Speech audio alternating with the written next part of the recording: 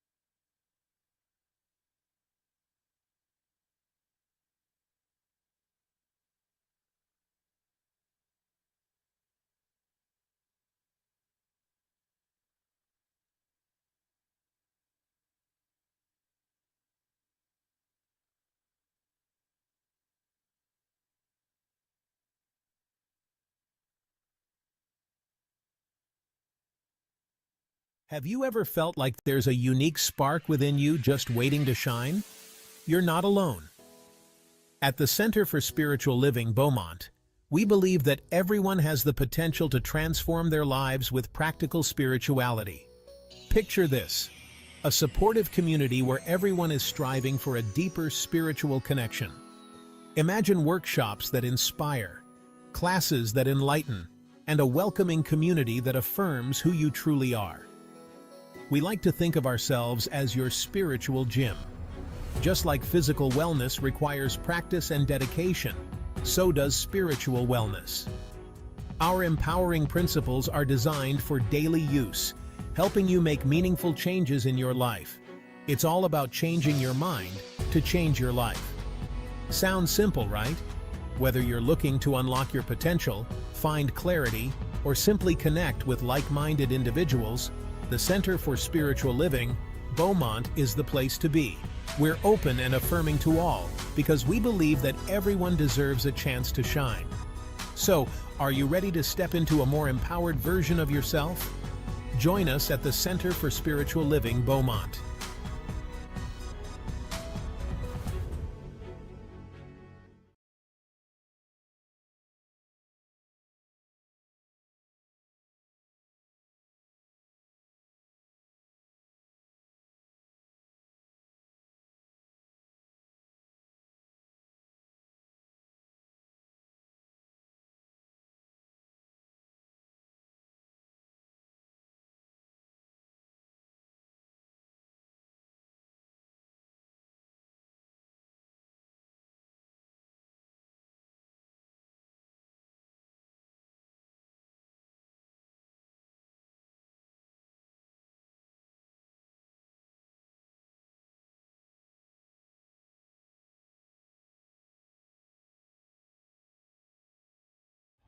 Well, good morning, my friends. I have to tell you, I've changed my name. I am no longer nearly Rev.Neil. I'm changing my name to the recently Rev.Neil.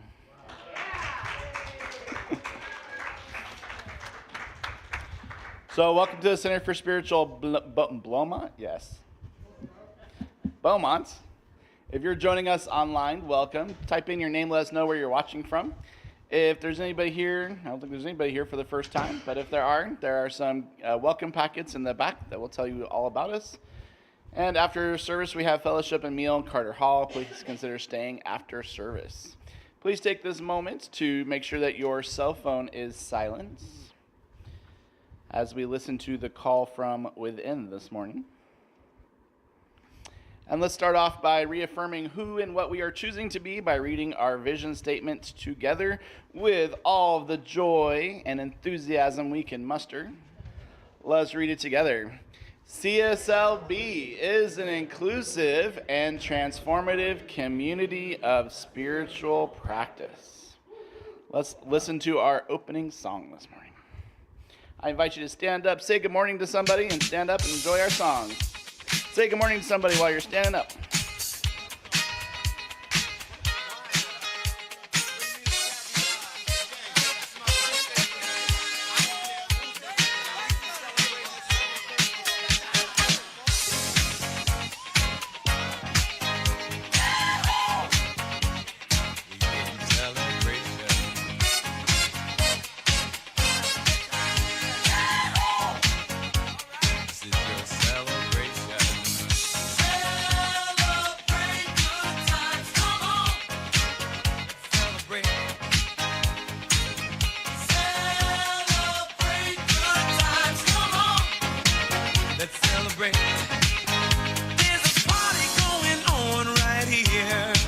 A celebration to last throughout the years. So bring your good times and your laughter too. We gon' celebrate your party with you. Come on now. Celebration. Let's all celebrate and have a good time. Celebration.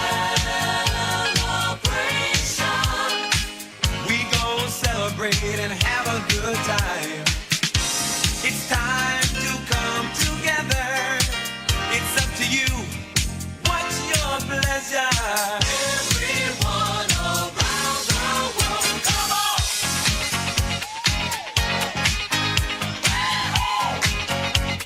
It's a celebration.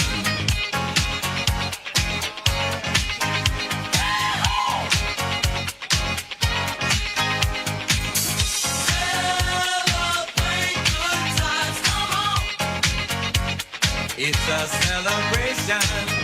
Celebrate good times, come on. Let's celebrate. We're gonna have a good time tonight. Let's celebrate. It's alright. We're gonna have a good time tonight. Let's celebrate. It's alright, baby. We're gonna have a good time tonight. Let's celebrate. It's alright. We're gonna have a good time tonight. Let's celebrate. It's alright.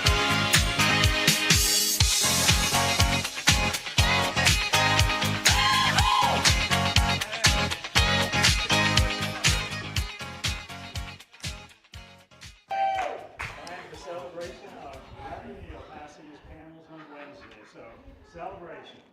No more classes, no more papers. Yahoo! Yeah, right. You know I'm always doing something. All right, so time for some announcements. Before we jump into announcements, I believe we have some classes to celebrate. One of our spiritual practices is sacred study. So we always like to celebrate people who are taking our classes.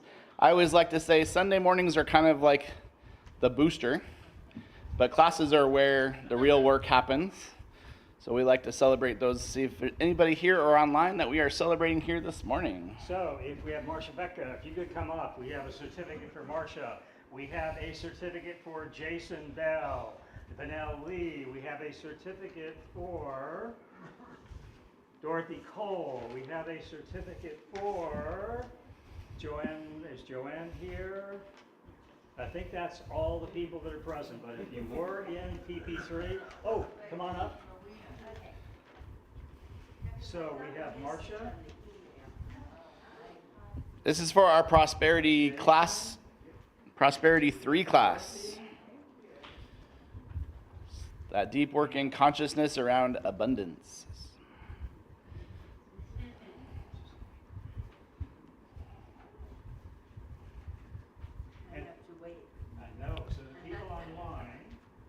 Betty Ann here. Betty Ann's not here. So the people online, if you took this class, and you can come collect your certificate the next time you're at the center.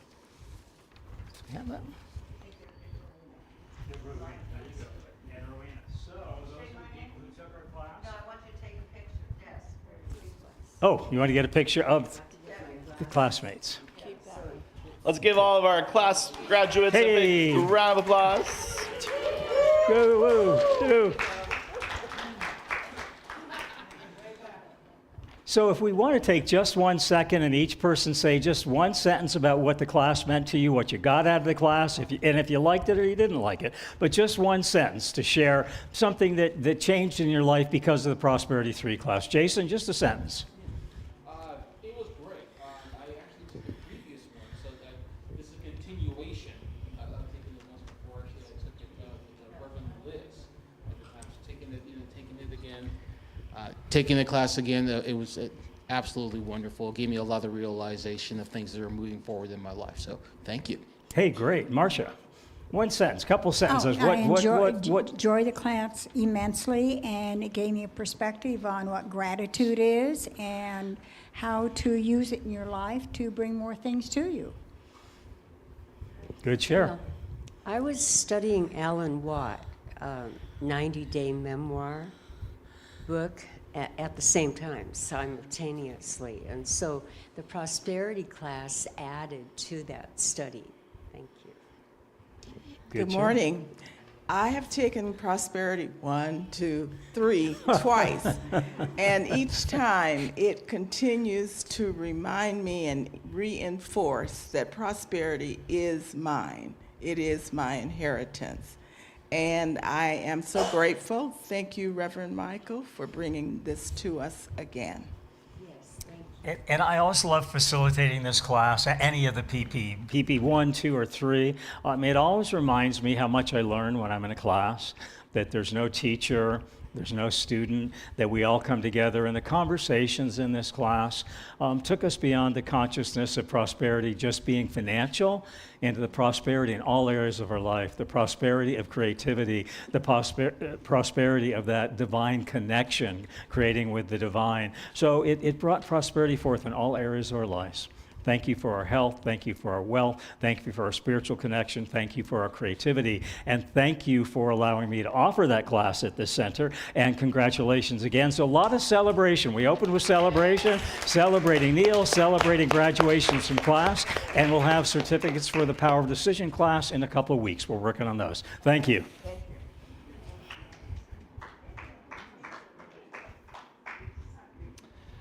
All right, a couple other things going on around our center. The Good Grief Support Group is continuing to meet on Thursdays from 1 to 2:30.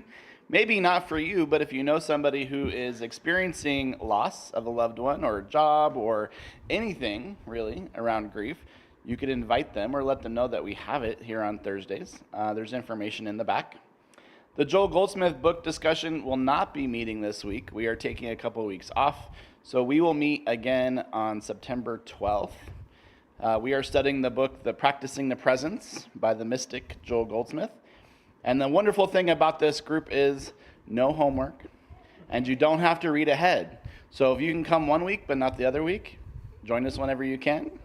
It doesn't matter if you've read, because we read it right there on the spot, and then we talk about it for as much time as we have. So even if you've never joined us yet, mark your calendars for September 12th. And join us. Just let me or Yvonne know you're coming so we can let you pass the guards at the gate. If you're interested in taking advanced consciousness studies, if you want to be up here next time we give out certificates, this is a 30-week class. So this is a deep dive. This is formerly known as Practitioner 1, but is now called Advanced Consciousness Studies. You can take it for fun. You can take it for spiritual growth. You can take it to review if you've already taken a class and you want to just review. You can take it if you're interested in moving on to Practitioner 2 or Practitioner Studies. You can take it for whatever reason is yours.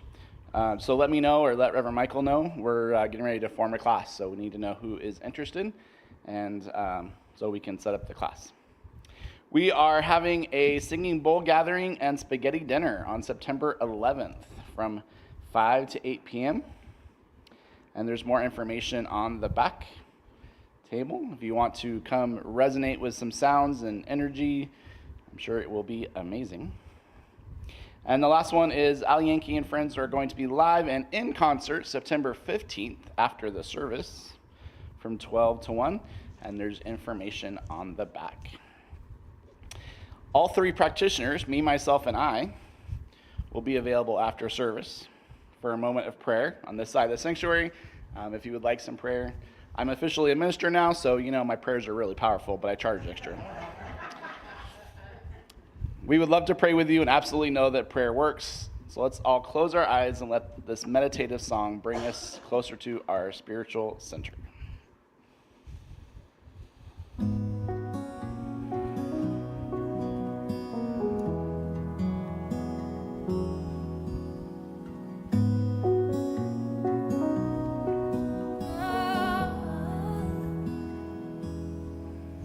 When my mind is like a battlefield and my heart is overcome by fear, and hope seems like a ship that's lost at sea.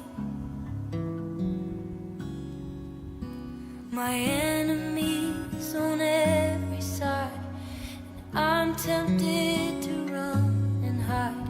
Your gentle whisper reaches out to me. Peace holds me when I'm broken, sweet peace that passes understanding. When the whole wide world is crashing down, I fall to my knees and breathe in your peace.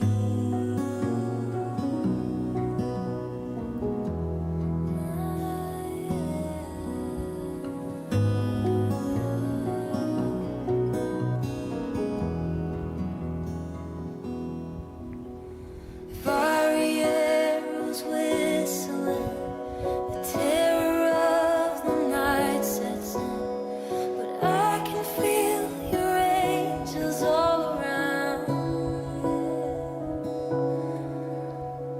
I am resting underneath the shelter of your mighty wings. Your promises are where my hope is found. Oh, my hope, you. Peace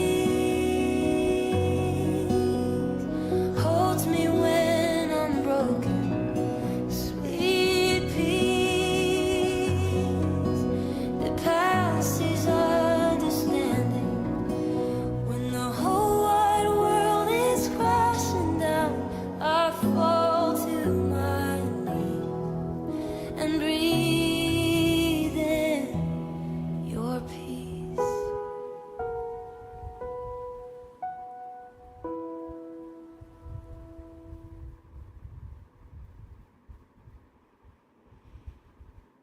And so breathing in that peace that comes from knowing that there is only one power, one presence, one principle. There is only one love. There is only one creative intelligence. There is only one energy that is happening everywhere. And despite whatever the world might tell me, I come to this peace, this place of peace. And join me in remembering and knowing that there is just this one. That one creative power, that one creative mind, that one creative love which is acting in and through and as everything. It is behind everything. It is in front of everything. It is above me, below me, to the side of me, to the back of me. It is everywhere. It surrounds me. And it is who and what I am. And it is who and what you are. We are all held in the hand of the divine. And from that knowing, from that place of peace, we turn our eyes, our perception, our spiritual knowing away from the outside world, and we go within, where there is that still small voice, where there is that presence, there is that peace that passes all understanding. It does not matter in this moment what is going on in the world, in my job, in our bodies, in our politics. This is a place of peace. This is that place within where we know there is only one power. That power is acting. That power is creating. That power is making itself known in and through and as everything in my life, seen and unseen, known and unknown. And so I simply open up to that divine message this morning.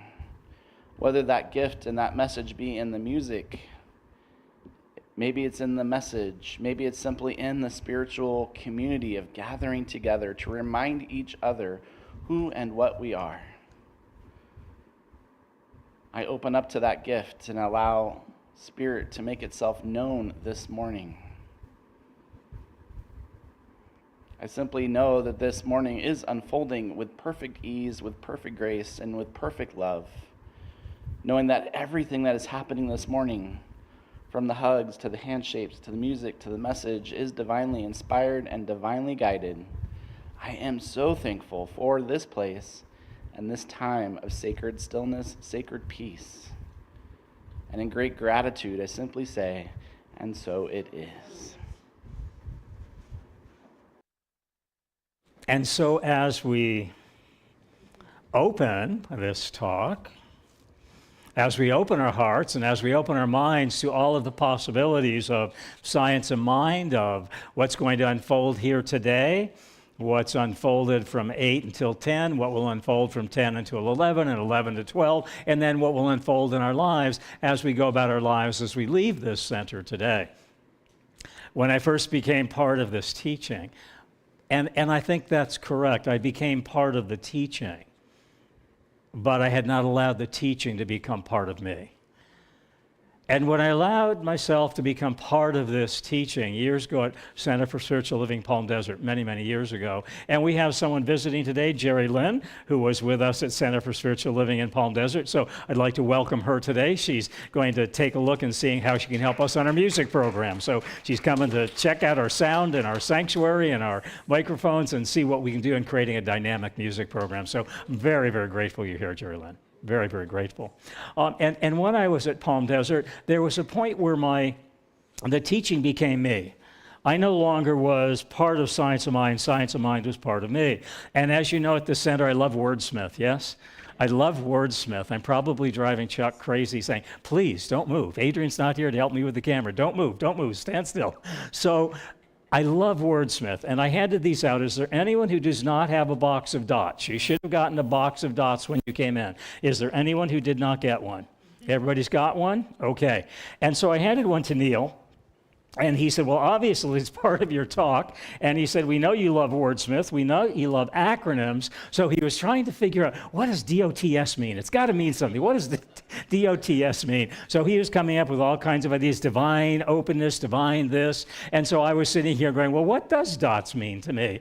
And it means, and so I just came up with this now because Neil kind of got the ball rolling, right? And we keep that ball going in Science of Mind. We keep that beach ball going, that beach ball of consciousness. We pass it in a way that each of us can catch it.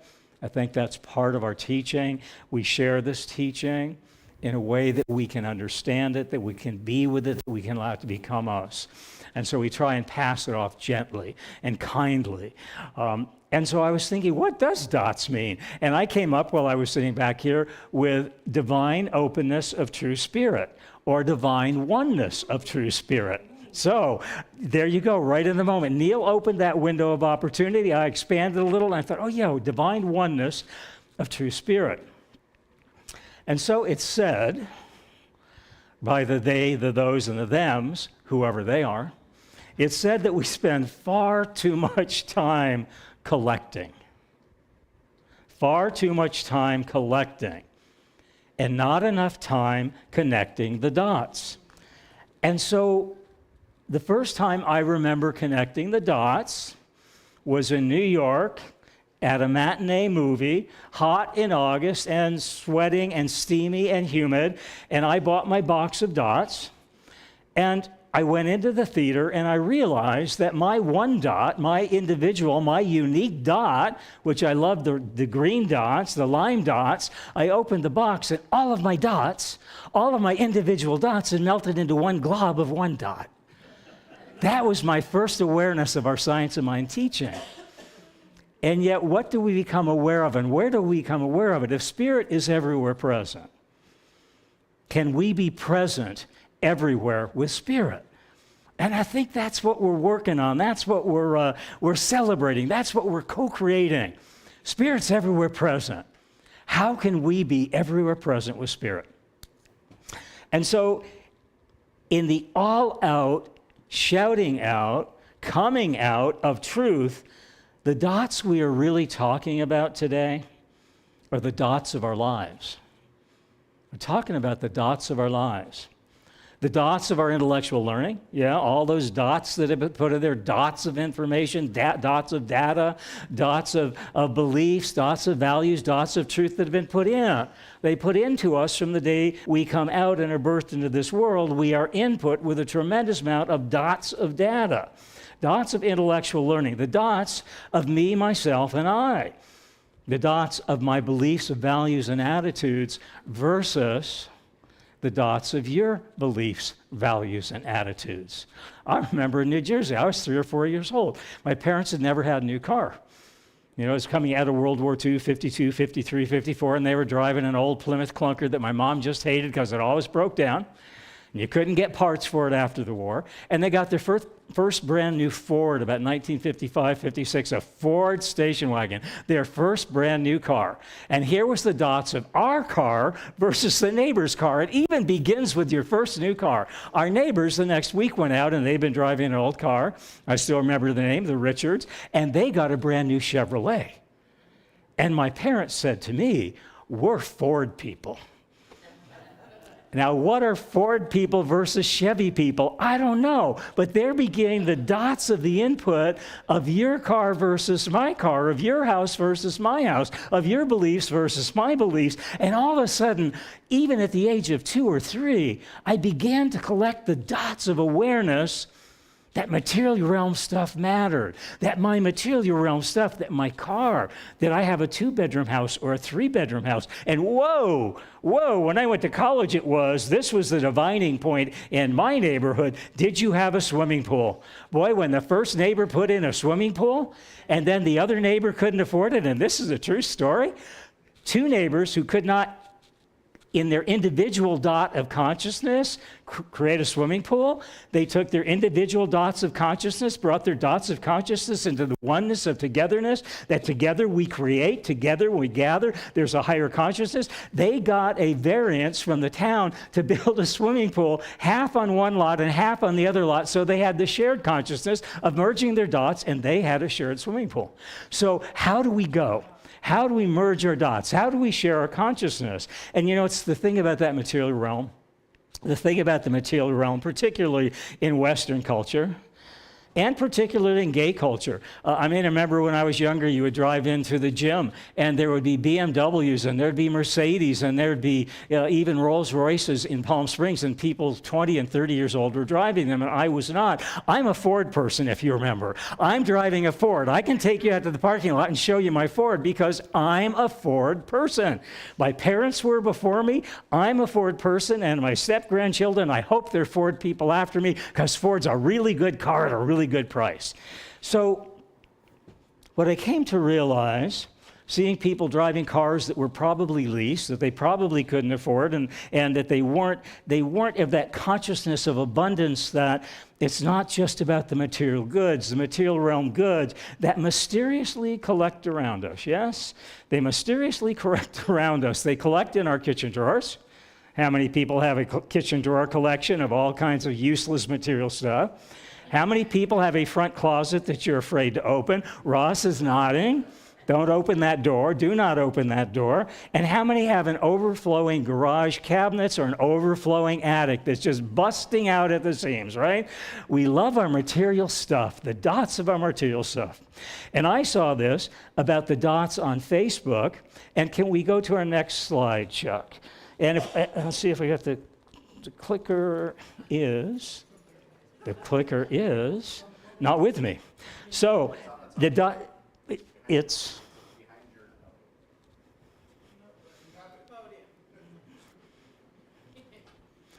hiding. Okay, I do have, you see, nothing is ever lost. But when Neil's dot of consciousness came together with my dot of consciousness this morning, what does DOTS mean? It spurred me into a whole new thing. And here was his dot of consciousness coming together with his awareness, bringing to my awareness that nothing is ever lost.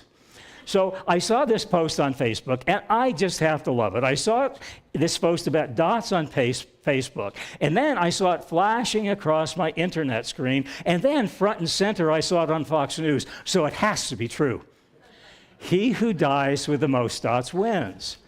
But what I want you to know about dots, no matter how much you pray, no matter how much you journal, no matter how much you meditate or legally legislate, you cannot take your dots with you when you leave this material plane. You cannot take your dots with you. And if you think for one eeny teeny bitty second that you can take your dots with you when you leave this physical plane, all I have to say to you is you are as dotty as all get out. Now, what we're trying to get out of is our dottiness of darkness and doubt. Can you take, and what we're trying to shine forth is our divination of light and love. A light and love of absolute truth. A truth beyond fake news, real news, TV news, cable news, internet news. Beyond all of that news, beyond all of that noise, beyond all of that real nothingness, there's this incredible somethingness. There's this incredible somethingness. Ernest Holmes actually calls it the thing itself. And what we're trying to shine forth is that somethingness of our divination of light and love, a light and love of absolute truth, that dreams in our heart can come true. Gosh, I wish Jerry Lynn was up here on the keyboards. Dreams can come true. They can happen to you if you're young at heart. It's not about being young at heart. Dreams don't solely come true when we're young at heart. They don't truly come true when we're young at heart. But dreams truly, real life, come true when we live from the dream that's in our heart. Dreams truly come true when we live from the dream that's in our heart. Harriet Tubman says this of the dreams in our heart. Harriet Tubman says, every great dream begins with a dreamer. Always remember, you have within you the strength, the patience, and the passion to reach for the stars and to change the world. Now, I just went to reach for the stars, and I looked to the sky for the stars, and yet what I'm coming to realize, and Emerson says this, Harriet speaks of reaching for the stars, and I did this. And I still see this in Science of Mind centers, and I see it with Science of Mind ministers and Science of Mind practitioners and Science of Mind congregants. How often we still say, when we speak of spirit, we still look up. We still look up as though spirit's out there, but spirit's truly in here. It's that dream in our heart. Harriet speaks of reaching for the stars, and yet they're the same stars that Ralph Waldo Emerson speaks of. They're the very same stars, but Ralph Waldo speaks of them in terms of the stars in the sky are the same as the stars in our eyes. And what I'll say, the stars in our eyes are the same as the stars in the I am of our consciousness, right? That divine one spiritual truth, that divine openness of true spirit. The stars in our eyes are one with the stars in the skies, and the one with the stars in our skies are one with the I am of that celestial constellation of that entire universe that exists in our soul. That exists in our soul. And so they're the same stars in the sky and in our eyes, in our soul, that Olivia Waite shares of in her book. And I love this, gentlemen. Listen up, gentlemen. Women's power is on the move here. Listen up to this title, The Lady's Guide to Celestial Mechanics. The Lady's Guide to Celestial Mechanics. So Olivia Waite shares this. Nothing in the universe stands alone. We live in one big web of connections. And isn't that the connection of the stars that we can connect into Leo of the lion or Orion? So many images we can connect those stars in, right? The dots of the stars, we can interconnect as the oneness of the dots of the stars, and then we can tell a story about the dots of the stars and the way we connect those individual dots, yes? Leo the lion, Orion's belt. We give names to the dots the way we connect them in the same way that we give names to the dots of the stories we tell. And yet this thing about the dots of the stories we tell create the dots of the lives we live. The stories we tell create the lives we live. And whatever you choose to call your story, whatever you choose to call your dot, whether you call your dot celestial mechanics, whether you call it quantum physics, whether you call it science of mind, whether you call it universal unity of love, light, and truth, that divine oneness of true spirit, or whether you call it Frank Sinatra's Scooby-Dooby-Doo. Whatever you choose to call your dot, let's call out the truth. Let's bring forth the truth. Let us live the truth of knowing. Let us live the truth of knowing beyond knowing. Let us know the truth of knowing beyond knowing.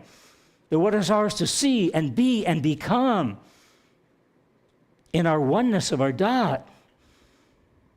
It's not about the right of my dot versus the left of your dot. It's not about my dot's rights versus your dot's rights. It's not about my dot's right or my dot's left. It's about the right-mindedness. Neil used this in meditation. He used the word mindfulness. And I ask you, what is your mind full of? Because whatever your mind is full of is what's going to spill out into your life. It's become the fertilizer of your life. It's going to become the garden of the seeds you plant, and it's going to be the garden that you grow in your life. So what is your mind full of? Because it becomes the fertilizer, the seed for seed, soil, and plant to create, to grow, and to come into fruition. But it's about the rightfulness of my dot's peaceful passage. Yeah. In this country right now, could we have a little more peaceful passage? It's about the rightfulness of my dot's peaceful passage through the journey of its life, the life that it freely chooses. In other words, in simple terms, leave my dots alone. I'll connect my dots. I'll align my dots with the life I choose to live. Yes? Yes? It's also about the rightfulness of your dots. My right to respect your rightfulness of your dot's peaceful passage through the journey of its life. Your dot freely chooses to live. Science of mind is about the freedom of all dots to be whatever color, whatever shape, whatever size, or whatever flavor your dot chooses to be. In other words, my dots are my dots, and your dots are your dots. And may our dots someday, some way, somehow meet in connection at the intersection of love, light, and truth. Where you and your dots get to be you, and I and my dots get to be me. That's science of mind. And I think that's a pretty damn good philosophy. How about you? Absolutely. Yeah? Let's give Ernest a hand. Let's give the thing itself, it's all about the dots of our life. Science of mind is about the rightfulness of the right-sightedness, of the right-mindedness, right back to Neil, what's in your mind? Mindfulness of the right-mindedness, of the absolute knowing truth. Divine oneness of true spirits. Divine oneness of true spirit. Divine oneness of true spirit. The absolute knowing truth that there's not a dot or a spot where spirit spark is not. And that leads us into today's affirmation. And I'll say it first, and then I incite us to say it together. There is only one spark. That spark is Spirit's spark. That spark is my spark now. And so I invite us to say that together, and let's bring that from that oneness of the constellation of stars in our soul to that oneness of the window of opportunity through which our starlight shines into the light of the stars of this world right here and now. So here we go. There's only one spark. That spark is Spirit's spark. That spark's my spark now. So when I was a kid in junior high, one of my neighbors, Rick, his father bought a spark plug company. True story. Father bought a spark plug company in Connecticut. And so we called him for the next 3 or 4 years Sparky Spark Plug. He did not appreciate it. He did not appreciate his dot being called Sparky Spark Plug. But we called him Sparky whenever we saw him. Did not appreciate it. But Spirit Spark, what we're talking about is Spirit Spark. Spirit Spark of co-creative imagination, by which what we dream about in our mind, we dream about as the dream come true of our life. Ernest Holmes says this of imagination, about the dot of our imagination, especially when we connect the dot of our imagination with the dot of Neil's imagination, with the dot of Rowena's imagination, with the dot of Ross's imagination. We connect our dots together in this interconnected pattern of interconnected dots, of interconnected starlight. Oh my gosh, it shines so brightly. And in that interconnection of imagination, of dots coming together in that imagination of oneness, Ernest Holmes says this: imagination is not fanciful daydreaming, it's fire from heaven. And I was trusting we would have flash paper here because I was going to have a candle lit and take a piece of flash paper. And when I said fire from heaven, I was going to flash that flash paper across and really emphasize fire from heaven. But alas, I was afraid to open our front hall closet today where the dots of my stuff are like we have to, both of us, push that door closed. I have flash paper, but I was not going to open that at 7 o'clock in the morning. So in truth, we don't create all on our own. Yeah? We don't create all on our own. We co-create as one, as we come to the ownership of awareness. I like that term. As we come to the ownership of awareness. How do we own our awareness? As we come to the ownership of awareness, that it's better together. It's better when we connect our dots together in conscious co-creativity. Easy for me to say. There's an opening story about dots of connectivity or dots kept in captivity. Are you keeping your dot in captivity? Are you keeping your dot all to yourself? Are you keeping your dot locked in your closet? Are you keeping your dot locked in your apartment? Are you keeping your dot locked up? Are you keeping your dot locked up? Is your dot in captivity? So here's a story about our dots together in conscious coactivity, but it's a story about someone who kept their dot locked up. And it reminds us that there's not only a spot where Spirit Spark is not, but there's also not a parking spot where Spirit Spark is not. So a lady is late for church, late for CSL Beaumont. She's late. I'm not going to say which one of you is late, but one of you is late. And you're rushing to get here, and you're rushing. The lights, you're getting up there, and they're green, they go to yellow, they go to red. Every light's red. And so you start praying, Spirit, save me a parking spot. Spirit, save me a parking spot right by the door. I'm late. I don't want people to see me enter late. Right by the door, I can enter, and I can sit in the back row, and only Reverend Michael will see me. Nobody else will see me coming late. And so she gets to the church and she pulls in, and the parking lot is absolutely full except for the one premier parking spot by the door. She pulls in, she parks, she gets out of the car with this huge smile of gratitude, and she says to the universe, "Thank you, Spirit, I don't need your help. I found a parking spot on my own." Are you keeping your dot captive? Or are you reconstituting it into the oneness of all dots, that universal dot that perhaps, and we know in science of mind, not only creates princesses, right? We're the teaching of princesses, palaces, and parking lots. That's what they used to say about us in the 50s. Ernest Holmes would joke, we create princesses and palaces and parking spaces. And I wanted you to know that I created my prince, because science of mind has evolved with the times. It's not just about creating your princess, it's about creating your prince. So I created my prince. I created not my palace, but what I've created in my life. I got to take my dot of consciousness out of my closet that I created, all right? I co-created in my life my perfect place, not my perfect palace, but my perfect place in ministry. This feels like the perfect place of ministry for me. So I created my perfect prince, my perfect place in ministry, and I created my perfect parking spot because Ross is Volunteer of the Month, and he has the premier parking spot in his name. So I got my prince, I got my perfect place, and I got my parking spot. I am asking you, when you take your dot out of the closet and you join with other people who are taking their dots out of the closet and joining in that oneness of consciousness, all things are possible. All things are possible. And here's the thing. It's never about doing it on our own. It's not about doing it on our own. How is that working for you? It's about the homecoming, for me, it's about the homecoming of spirit spark of awareness. That there is a oneness in the atmosphere of our dots. There is a oneness in the atmosphere of our dots. And that oneness creates an atonement and an attainment and an at-one-ment in the out-picturing of our lives. From the dots of the hallways of our imagination, hallways filled with doors that are waiting to be opened.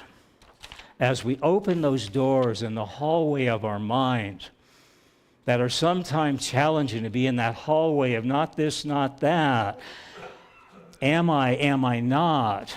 Is spirit truly there? Am I one with spirit? In that hallway of our doubts and our discontent and keeping our intentions in detention, what we come to experience, what I come to experience, what I have experienced, what I visually experienced and physically experienced and emotionally experienced and experientially experienced is that in that doorway,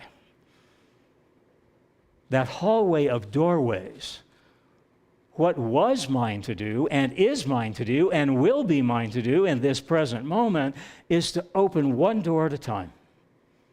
But keep opening all of those doors until you've opened every single door of possibility you can possibly see. And the door, that final door that I feel we open, is the doorway to our heart. It's the doorway to our heart. When we open it outward, love floods inward. Ralph Waldo Emerson says this about, are we wandering in our minds or are we wondering in our minds? And Ralph shares this about the doorways of wonder in our minds. And I'm going to use this word, every man, and I don't change it. We probably should change it to every person for the times, but I still like going with as it's written, so in your mind, if you want to hear it as every woman, every person. I'm choosing this year not to update it. Headquarters is asking us to update to every person. I'm working on that, but you update it in your consciousness of what's right for you.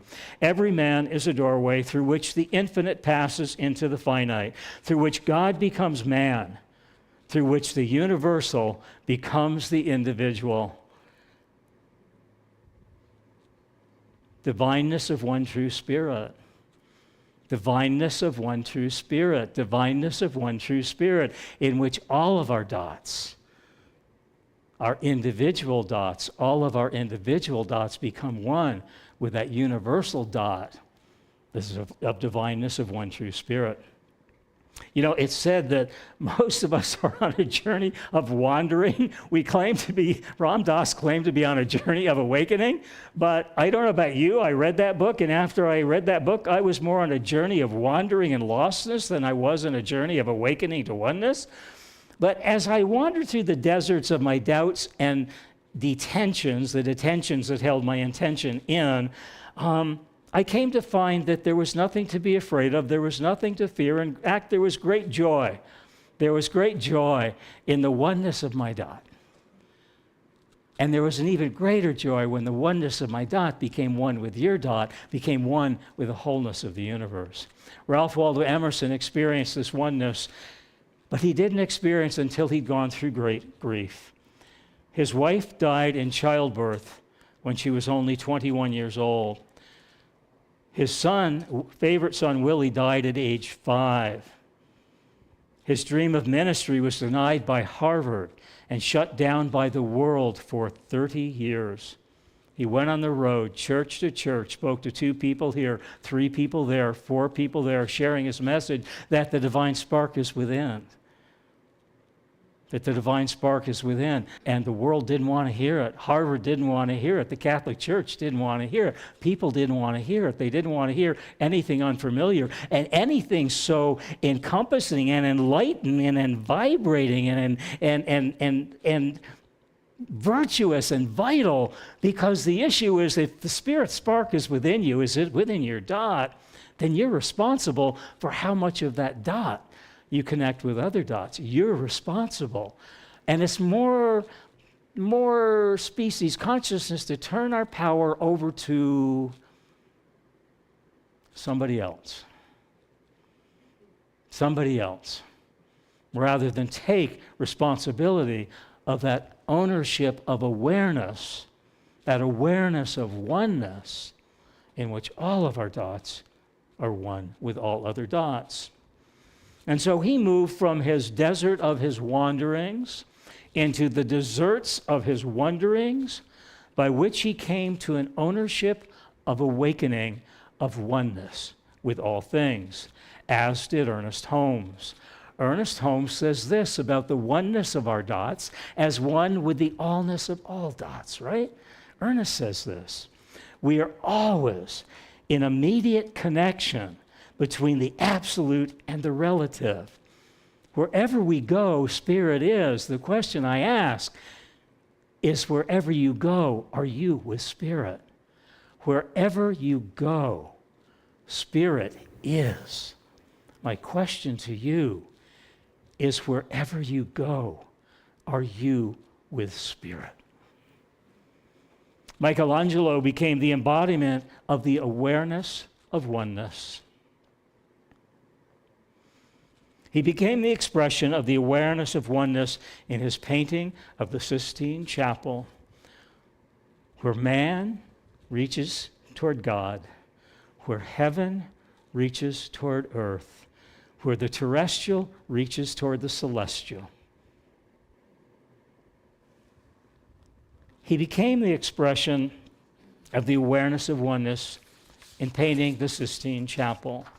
And in painting the Sistine Chapel, for me, he became the awareness of oneness of everyday miracles. That ceiling is a miracle. That painting is a miracle. That man was of miracle consciousness. And his further revelation that many of us know, that's been shared with us over the ages, he said, I don't carve the beauty into the stone. He said, I chip away anything unlike beauty, and the beauty reveals itself. And that carving, that marble carving, was the very first marble carving he ever did. Pretty good for a beginner, right? Pretty good for a beginner. For me, that speaks of being divinely connected. It's called the Madonna of the Stairs. His very first, look at that. Go online and look at that. His very first. That's etched with eternity. That's etched with echoes of eternity. That's etched with the silence of eternity. That's etched with the silence of eternity that speaks in the language of love on this life plane. That's the etches of the silence of eternity, speaking divine love to this life plane. It's called the Madonna of the Stairs. And what I found interesting when I was working on this talk, spell corrected stairs. And it said, don't you mean stars? Because I'd been referencing stars earlier in the talk. So artificial intelligence which I do question if it isn't an absence of intelligence at times. When it corrected stairs to stars, I thought, this is absence of intelligence. This is not artificial intelligence. But then it made me see that we talk about the stairways to heaven. How many religions, how many paintings have we seen of stairways to heaven? Yeah, stairways to heaven, into the clouds, the rainbow bridge of animals that they cross to the rainbow bridge, from earth to heaven, bridging that. It's the rainbow bridge. And we've talked about that, and I thought, so we talk about stairways so often. But I really feel when artificial intelligence corrected stairs to stars, I thought, thank you, you really are intelligent because you're showing me that the stars are really the stairway to heaven. There's no physical stairway, but there's a physical presence of the stars in the sky as stars in my eye, as one with the stars in my soul. And so I feel really artificial intelligence is trying to make me more intelligent by saying, Michael, it's not about stairways or staircases. It's about stars and starlight. It's the starlight that guides our way. Scripture, the lamp unto my feet. Scripture, the women who had no oil, only enough oil for a few hours, and their lamps burned for 7 days because of their faith. They found their stairway through the lights of their lamps. So I think it's not about stairways to heaven. I think it's about starways of light, pathways of light, the presence of light. That's what artificial intelligence was trying to make me more intelligent, and I'm open to that. Thank you, I'm open to that. Ernest Holmes shares this of the stars. Perhaps his artificial intelligence, which was his dot of consciousness, made him write stars instead of stairs. What do you think? What do you think? Ernest didn't have Microsoft, but Ernest had the majesty of one thought, the divine oneness of true spirit. The majesty of one thought, that everything is in the stars. Everything is about starlight lighting our pathway. Everything is about starlight helping us find our way, see our way, and be our way. And Ernest says this about stars. For those who have always dealt unlimited thought, a very good practice for you is to dwell upon the magnitude of the universe. And I invite you to dwell upon the magnitude of the universe by thinking upon how many stars there are. Wherever you go, Spirit is present. The question I ask you today, are you present with Spirit everywhere you go? And what we're talking about, that presence of Spirit, the awareness of our oneness, yes? The awareness of our oneness, and what we're talking about here is Vincent van Gogh. He expressed his oneness of awareness through his painting. Where are we going with this? Starry, starry night. He did not say staircase, staircase night. He could have said staircase night, but he chose starry, starry night in his one dot of connected consciousness of that majesty and that royalty of that oneness of one thought. It's all light. What does Genesis say? Come on, what does Genesis say? What does Genesis, the beginning of Scripture, say? And it threads its way through the all of the Old Testament, the New Testament, and the Now Testament of the presence our love is light. What does Genesis say? In the beginning, there was light.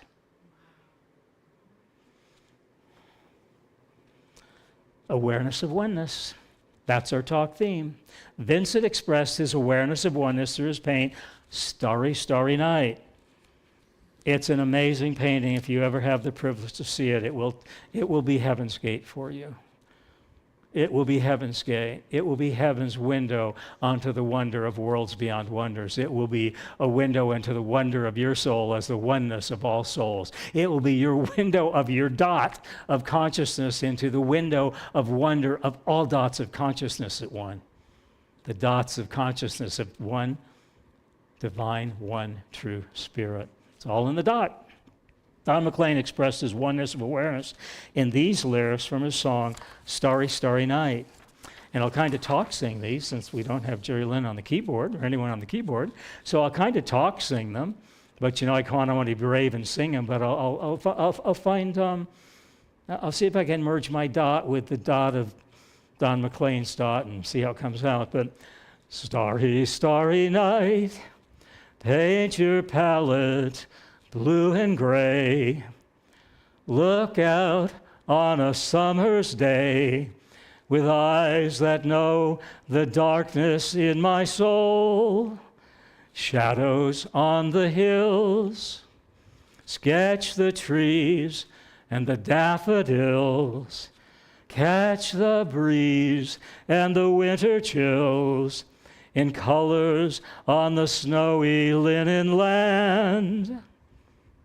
Now I understand what you tried to say to me and how you suffered for your sanity and how you tried to set them free.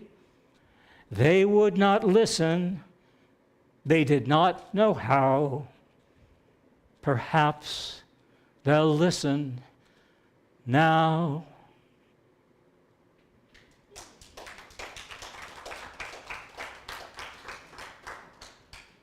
They're cones, and cones attempt to take us beyond the silence of listening into the listening to the silence, by which we become the license of liberty of conscious connectivity.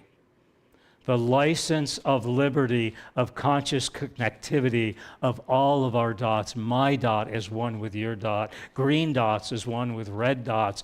Purple dots is one with yellow dots. All dots coming together in the conscious connectivity, which in our Science of Mind teaching is a connectivity of seed and soil and plant. The conscious connectivity by which the absence of Spirit's evidence is not the evidence of Spirit's absence. The conscious connectivity by which the absence of Spirit's presence is not the evidence of Spirit's absence. I'm coming to know the truth of this teaching, and the truth of this teaching is coming to know me. My dot of my knowing and the dots of that constellation of universal intelligence is coming to know me. It's coming to find me. It's coming to claim me. It's coming to be present with me.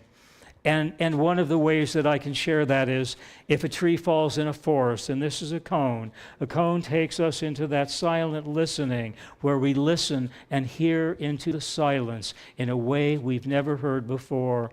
And if a tree falls in a forest and no one's there to hear it, does it make a sound? And if not, what is the sound of silence it makes? Perhaps in the sound of silence, we may come to hear the silent voice of Spirit, ever present, ever powerful, ever knowing.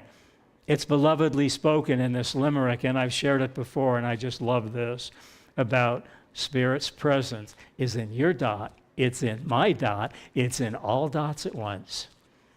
There was a young man who said, God must think it exceedingly odd if he finds that this tree continues to be when there's no one about in the quad. And God responds, Dear sir, your astonishment's odd. I'm always about in the quad, and that's why the tree will continue to be, since observed faithfully by yours, God. God's always in observance. The question, are we in a willingness to witness God's observance of us, God's observation of us, God's oneness with us? God's always present. Are we willing to do it? And that the idea of that is it's a play on that God's presence ensures the existence of things, even when no one's around to witness them. Deepak Chopra said this a few years ago, and it kind of spun my head around. He was talking about the eternity of planet Earth, and he said, well, the way we're going, the way mankind is going, planet Earth isn't going to be here. You know, I mean, with the air and the trees and the water, it's not going to be here. But he said the thing that we're not getting is that if the trees and the water and the planet's not here, we're not going to be here either. But he said the thing about consciousness, the universe doesn't care if humanity's here. The universe is going to go, what an interesting experience. What will we try next? To the universe, we're an interesting experiment. It wishes us well, it doesn't wish us harm, but in our one dot of consciousness that's all about us, we destroy the planet, we're not going to be here, and the universe doesn't care. I think what this talk is about is that we come to that caringness and the oneness of our dot, and we overlap our caringness into the sharingness of caringness with other caring people, then we become an entire community of collective dots of caringness and compassion and kindness. And the world is so willing to welcome that. Science of Mind is about a creator, maintainer, sustainer, and observer God. Ralph Waldo Emerson was a great witness to the invisible made visible. The invisible of Spirit's essence made manifest as the dot of our life, the dots of our stuff, the dots of our human individuality, as one with the dots of spiritual eternity, the dots of our human individuality as one with the dots of spiritual eternity. Emerson would come to say, it's not about the future of humanity, because there may not be one, I added that, but it's about the presence of eternity. Ronald Reagan said this, that part of man's quest to reach the stars, and when he said this, I felt this. When he said this, I felt this. He said that part of man's quest to reach the stars was part of our inherent nature to kiss the face of God and to come to know God as ourself. And I felt that, and I feel it now. I feel that's our quest into the unknown. Katherine Johnson was an African-American mathematician whose work was fundamental at NASA. Her precise calculations helped ensure the success of the Mercury and Apollo space missions, including the historic Apollo 11 moon landing. Her life work were immortalized in the film Hidden Figures, and I think we may run that our next metaphysical movie night. She came to recognize that conscious connectivity, and that's our Science of Mind principle. She came to recognize that conscious presence of eternity in which all animals, all plants, all minerals, all vegetables, all people are connected in the presence of eternity, which we like in Science of Mind to call the consciousness of love. And our final story, Michelle Medrano, Mile High, borrowing this from Michelle, it was a personal story of hers. They lost a dog. They had several dogs, but they had to say goodbye to one of their dogs, and she really wanted another dog.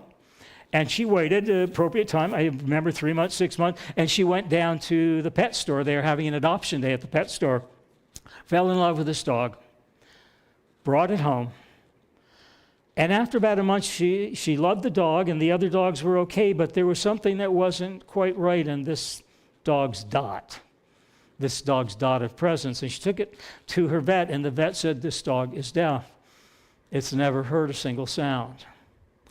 And Michelle was okay with that, right? The sounds of silence. Can you imagine the wonderful things that dog might have heard in the sounds of silence? Wow, in the silence of silence, in the sounds of silence is the ever-presence of Spirit. So what marvelous things in the silence. But the vet said, you have an active family, you have kids, you have other dogs, and your home is not the right home for this dog. I have to tell you, this is not the right home for your dog.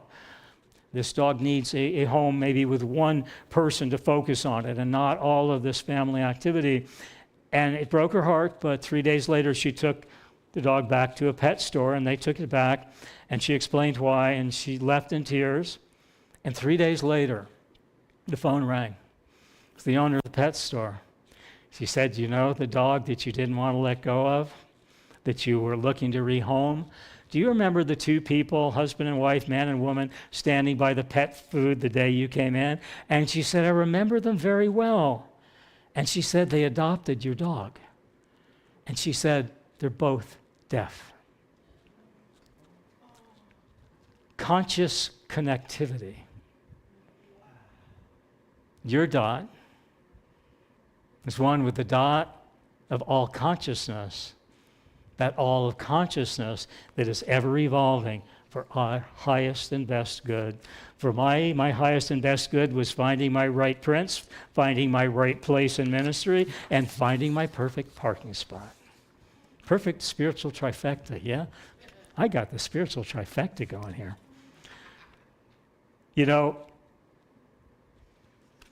conscious connectivity is about that divine oneness of true spirit. So as you take your dots home today, as you eat your dots one by one, maybe eat some of them 2 by 2 or 3 by 3. Eat 2 or 3 of them together. It's a whole different flavor. Try a whole different flavor of consciousness. Those are your dots. You do with your dots what you want to do with your dots, and I'm going to do with my dots what I want to do with my dots. That's science of mind. That's science of mind. So we come to that oneness of all of our dots as one by saying our affirmation today. And I'm going to change the word spark to dot. And so read it. I'll read it first, and then I invite you to read with me. There is only one dot. That dot is Spirit's dot, and that dot is my dot now. So let's go for it and claim the power of that dot, the divine oneness of true spirit. That's our dots. That's your dots. That's my dots. That's the dots of the world. So there is only one dot. That dot is Spirit's dot, and that dot is my dot now. So if no one's told you today that they love you, we at CSLD, we love you. If you haven't told yourself today that you love you, why haven't you?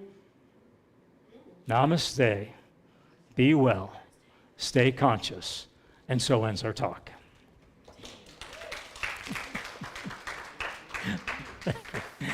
And so let's take that dot of consciousness into the dottiness or the dotiness or the undoubtfulness of prayer. And let's pray in the undoubtfulness. This prayer is a prayer of but the is part of united, the part of united as one. So we're unpraying doubt, we're unpraying fear, we're unpraying lack, we're unpraying anything like spirit self. So in this prayer of unness, let this prayer of unness become the prayer of oneness as we see that as part of unity consciousness, the unity consciousness of one dot as all dots.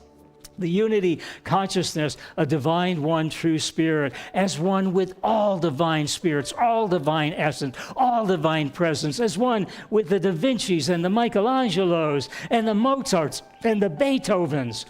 Oh my, that let's unleash ourselves. Let's unbrand ourselves. Let's unlimit ourselves into that unlimited liberty of consciousness, of oneness, of awareness, in which all there is a stairway to heaven, which we can allow to unfold into a stairway of starlight that lights our way from the unintelligent to the absolute of intelligence, the absolute intelligence of the I am that I am. And in that I am, my dot and your dot, red dots and green dots, purple dots and yellow dots become one in that spectrum of consciousness in which all dots and all colors and all people become one in the of the unity of love as all and all as love. And I invite us to say together, and so it is. So now it's our time for conscious giving. If our ushers will come forth.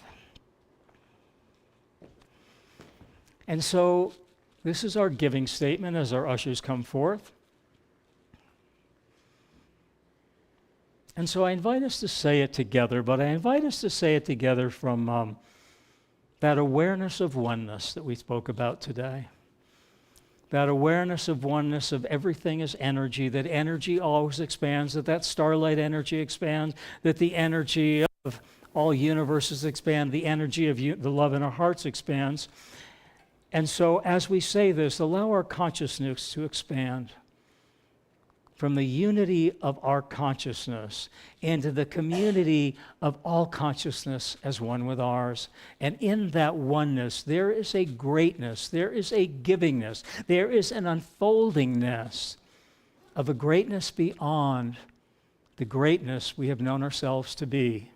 And so I invite us to give from that sanctity of giving, from that silent serenity of giving, from that givingness of the knowingness, that there's a divine, one true spirit, and that spirit is absolute abundance, absolute prosperity, absolute health, and absolute truth. And so I invite us to read our giving statement together. I give and receive freely and generously with an open heart and an open mind. The universe responds to me in kind. I know that my beloved community is richly blessed, and so it is. And so if we're going to do this, are we doing the gratitude before me, Chuck? Yeah, let's see if we can do this in together.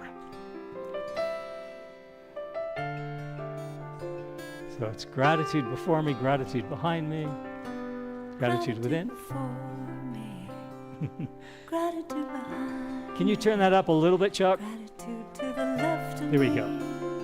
Gratitude. So we can stand if you're coming standing, and let's do this together. Gratitude To above me, gratitude below me. Gratitude Gratitude within me, gratitude all around me. I'm so, I'm so grateful. I'm so grateful. I'm so grateful. I'm so grateful. I'm so grateful. I'm so grateful. I'm so grateful. I'm so grateful. So I'm so grateful that you were here today. I'm so grateful you joined us in community. If you're in our online spiritual community, we reach out to you, we touch out to you, and we feel your presence and your energy and your awareness reaching back and touching out to us. And if you'd leave where you're watching from, we'd love to know where you're watching from so we can reach out to you next week. We'll give you a shout out. So welcome online spiritual community, welcome in-house spiritual community. And now I invite us to welcome together as we come together in a circle. If you're new to our community, we circle up here at the end and we sing our way out with the peace song. So let's give that a shot.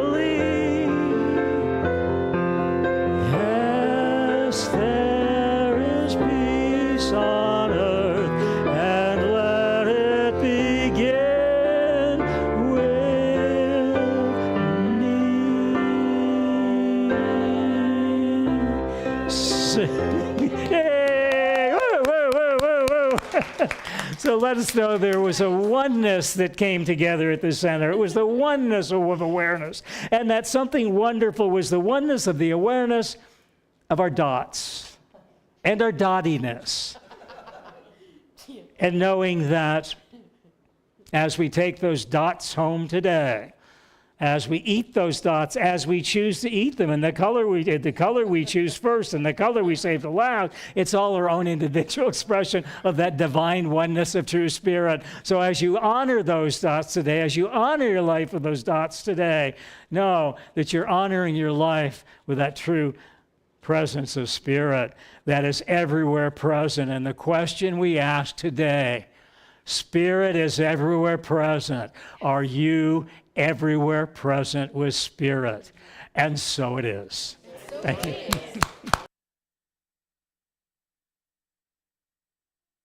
Don't leave here with anything heavy on your heart.